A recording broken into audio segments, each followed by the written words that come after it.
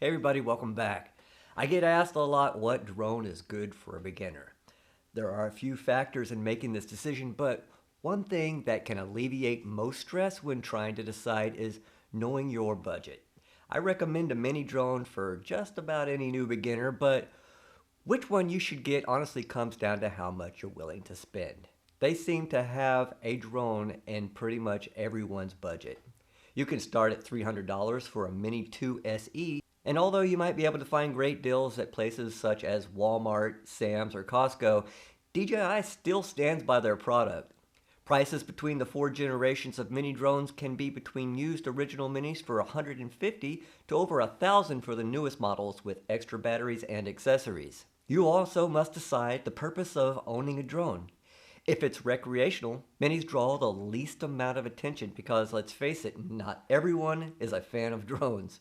It can also be comforting to new pilots to have a less intimidating drone that still provides amazing quality. Let's all face it, we all want the best bang for our buck. And when I first started out, I saved to get my first DJI Mini well after it was first released and was astonished at how well it flew. But I had flown cheaper toy drones that either flew away or crashed after a few flights, so self-hovering was a welcome feature. I also saw others waiting for the next big release potential drone to begin their journey to the skies. To me, they were just wasting valuable flight time waiting, so now is the time to jump in if you're serious. And speaking of serious, you may think you want to join the hobby, fly your first drone, and then realize it's really not for you.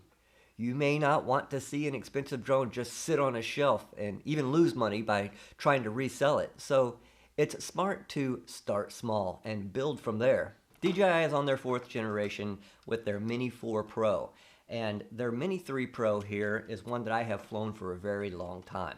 But when I found out that they had the Mini 4 Pro coming out with omnidirectional obstacle avoidance, I was pretty much sold, because flying sideways can be devastating if you don't have that obstacle avoidance.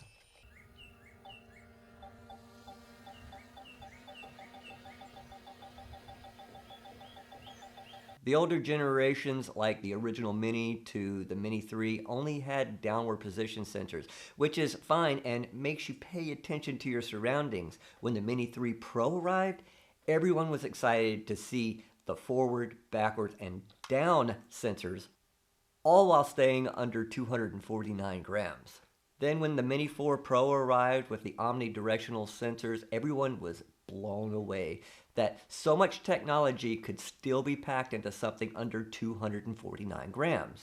DJI will continue to provide their annual offerings to the community, so my message to you is start your journey with any of these models that suit your budget and quit waiting for the next big thing.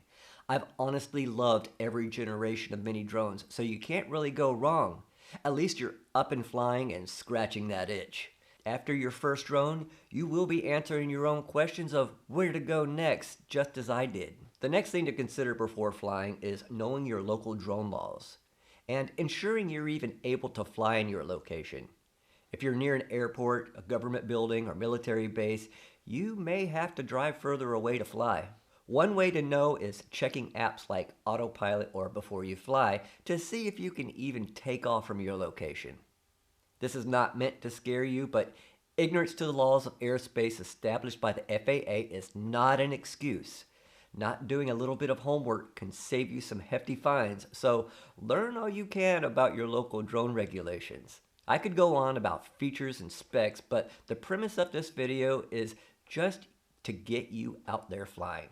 I'll link all of these drones down below so you can do further research, but also feel free to ask questions and I'll get back with you. The main purpose of having these drones is to have good cameras on them, and DJI delivers every time. So this 30-second compilation is of the 4 drones that I've had throughout its evolution, and you can see how much it would benefit you.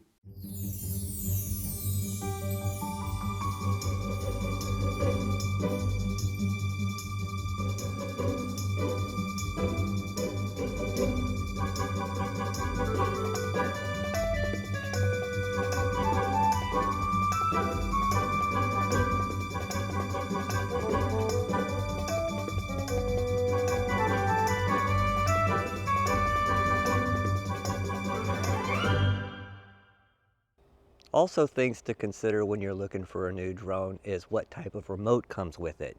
You may not get one with this fancy screen on it. You may get one that holds your cell phone. So then you have to check to see whether or not your cell phone is compatible with the app and that controller to make sure that you can fly safely. Other things to consider aside of the remote control is battery life, because DJI has done something special with their batteries is they labeled them 249 grams. So if you live in a part of the world that doesn't allow you to fly anything above that, or you have to register your drone in the United States, it's above 249 grams, then they put a label on it. So that keeps you within the confines of the 249 grams. So no matter where you are in the world, you're still going to have to research your local flight laws. So I must say that the Mini 3 Pro and the Mini 4 Pro provide stunning 4K results, but the 2.7K coming from the other Minis are not to be trifled with. So stop hesitating, scratch that itch, and get out there and fly. My personal preferences are the Mini 3 and the Mini 4 Pro, but back to your budget, whichever one of the drones that you pick from the Mini lineup, you really can't go wrong. I'm glad to see that the hobby is within everyone's reach. I hope you enjoyed this, and if you got anything from this, please hit the like button and even consider subscribing if you're into everything drone and media creation related. Thanks for watching, and I will see you all in the next video.